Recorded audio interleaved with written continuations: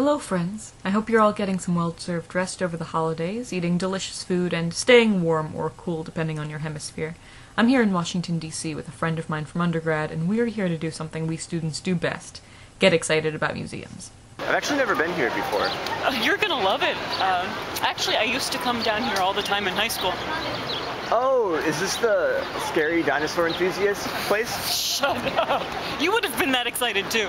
I love the Museum of Natural History because it's free, it's dedicated to research and education, and there's just so much information to dive into, from the preservation of native cultures to dinosaurs to quite possibly my favorite exhibit, taxidermied animals. At surface level, taxidermy may seem to just be about pretty hunting trophies, but there's so much to be gained from it. Between the observations that can be made on the animal's life and dissection, to the fact that nowadays the vast majority of new specimens have been ethically sourced and aren't contributing to species extinction, museum displays are more diverse, more easily accessible, and longer lasting than zoos. Also, tell me where else you can get this close to a bear without getting your face mauled. Now, if we're talking about animals, we need to talk about biological classification. Every type of living thing that's ever existed and that we know of has a scientific name that's typically Latin or made to look like Latin, in the case of animals named after SpongeBob SquarePants and Batman, no, I'm not making this up, and is composed of their genus and species. You can talk to someone on the other side of the world about the Alces alces, and ideally know you're both talking about the moose.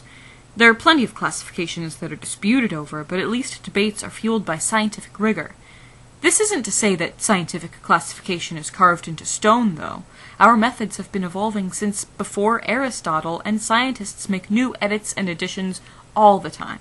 I guess at this point I have to talk about Pluto, even though people are gonna get mad. So, the International Astronomical Union passed a resolution redefining what a planet is, and Pluto could no longer be considered a planet under the new definition. Now, on the one hand, this makes sense. Pluto is smaller than our moon and about the same size as nearby celestial objects that aren't planets, but on the other hand, this new definition calls into question the planethood of a lot of our solar system, including Earth. In the end, I think what matters is what's going to help us make the most accurate, communicable system for talking about science. And scientific theory is only valid as long as there isn't something better to replace it. And basically, every day we get to witness small steps towards scientific progress. Isn't that exciting? As far as people who argue that Pluto should be a planet because that's what they grew up with as a kid, and how are they going to explain it to their kids?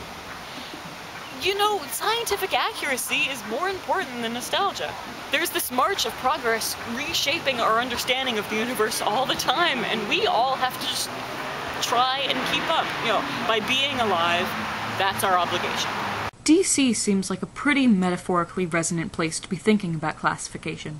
This is a town where your affiliations with political parties and lobbies, how you label yourself, has such a dramatic effect on your career and your relationships to your peers. Human self-classification is complicated.